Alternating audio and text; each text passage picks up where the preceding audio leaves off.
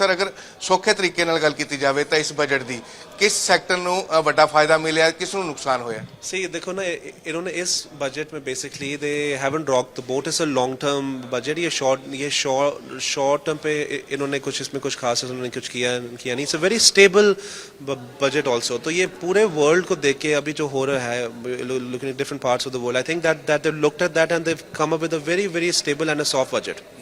Industry को लेकर कितना फायदा होगा? I would talk about education because education is what we do. So education को लेके हमारी एक्सपेक्टेशन थी कि 4.1 से लेकर 6% तक जो बजट जाएगा। तो फिर अभी एजुकेशन का आउटले जो है वो बढ़ा नहीं है इस साल। तो that was our hope, and we hope that it happens in the next few years. Specifically in terms of schools, I think इन्होंने कुछ points some major points haven't been shared, but हाँ, schools में इन्होंने 2 points तो इन्होंने अच्छे किए हैं। One is that a content creator lab in each school. तो वो एक बहुत अच्छी चीज़ है कि बच्चों को अगर हम पॉडकास्ट के लिए अगर हम ट्रेन करें, so that's one very nice thing जो काफ़ी अच्छे स्कूलों में भी है। और secondly in terms of girl education, a hostel in each district, girls hostel in each district, तो वो एक बहुत अच्छी चीज़ है वो।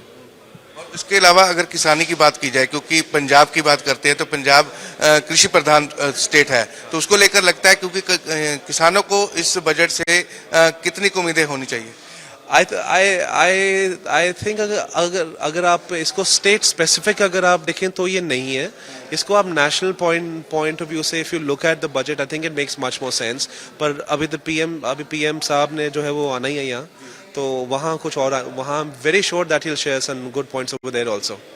और किस सेक्टर में फायदा होगा? क्योंकि डेवलपमेंट की बात की जाए तो किसी भी देश की अगर तरक्की होनी है तो वो डेवलपमेंट जब तक देश नहीं बने होगा तब तक उसकी तरक्की होना संभव नहीं है। तो इंफ्रा में इन्होंने बहुत अच्छा किया है, and I think in terms of AI, in terms of tech, in terms of lots of other fields as well.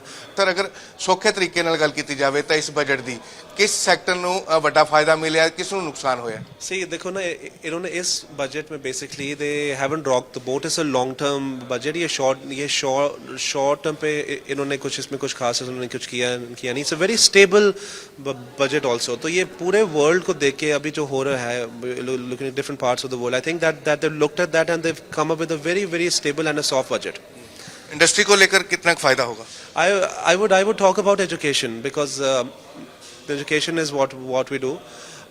So education को लेके हमारी एक्सपेक्टेशन थी कि 4.1 से लेकर 6% तक जो बजट जाएगा। तो फिर अभी एजुकेशन का आउटले जो है वो बढ़ा नहीं है इस साल।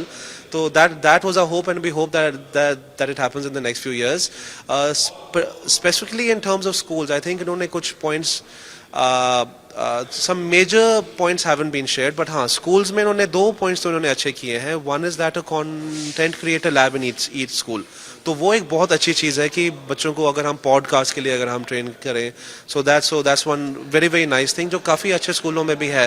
और secondly in terms of girl education, a hostel in each district, girls hostel in each district, तो वो एक बहुत अच्छी चीज़ है वो। इसके अलावा अगर किसानी की बात की जाए, क्योंकि पंजाब की बात करते हैं तो पंजाब कृषि प्रधान स्टेट है, तो उसको लेकर लगता है क्योंकि किसानों को इस बजट से कितनी उम्मीदें होनी चाहिए? आई थिंक अगर आप इसको स्टेट स्पेसिफिक अगर आप देखें तो ये नहीं है।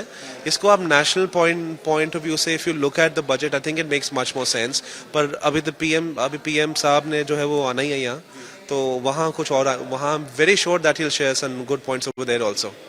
और किस सेक्टर में फायदा होगा? क्योंकि डेवलपमेंट की बात की जाए तो किसी भी देश की अगर तरक्की होनी है तो वो डेवलपमेंट जब तक देश नहीं बने होगा तब तक उसकी तरक्की होना संभव नहीं है। तो इंफ्रा में इन्होंने बहुत अच्छा किया है, and I think in terms of AI, in terms of tech, in terms of lots of other fields as well.